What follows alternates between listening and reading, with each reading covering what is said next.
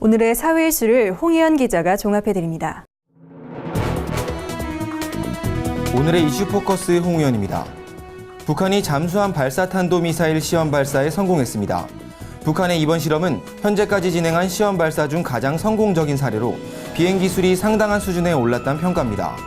조선중앙통신은 이번 실험에 대해 우리의 핵무력 고도화에서 커다란 군사적 진보를 이룩했다고 주장했습니다.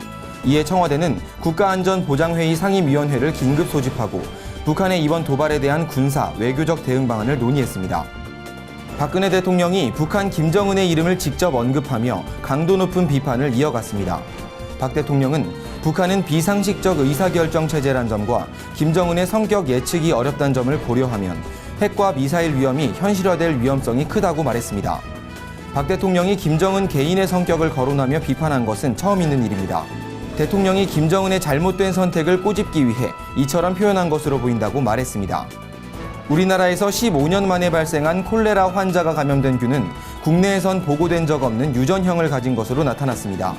방역당국은 환자가 수입된 오염 어패류를 먹었을 가능성과 해외에서 다른 사람에 의해 콜레라에 노출됐을 가능성을 염두에 두고 조사하고 있습니다. 질병관리본부는 식재료에 대한 유통 경로와 원산지 추적 조사를 수행하는 한편 콜레라균 검출도 진행 중이라며 지역 의료기관에서도 콜레라 검사를 하도록 조치했다고 밝혔습니다. 이탈리아의 한 시골 마을에서 현지 시각으로 24일 새벽 3시경 규모 6.2의 강진이 발생해 최소 38명이 숨지고 100명 이상이 실종됐습니다. 피해 규모가 정확히 파악되지 않고 있어 건물 잔해에 깔린 피해자 수는 더 많을 것이란 예상도 나오고 있습니다. 주민들이 구조 작업에 힘을 보태고 있지만 장비가 부족해 작업이 더디게 이뤄지고 있습니다.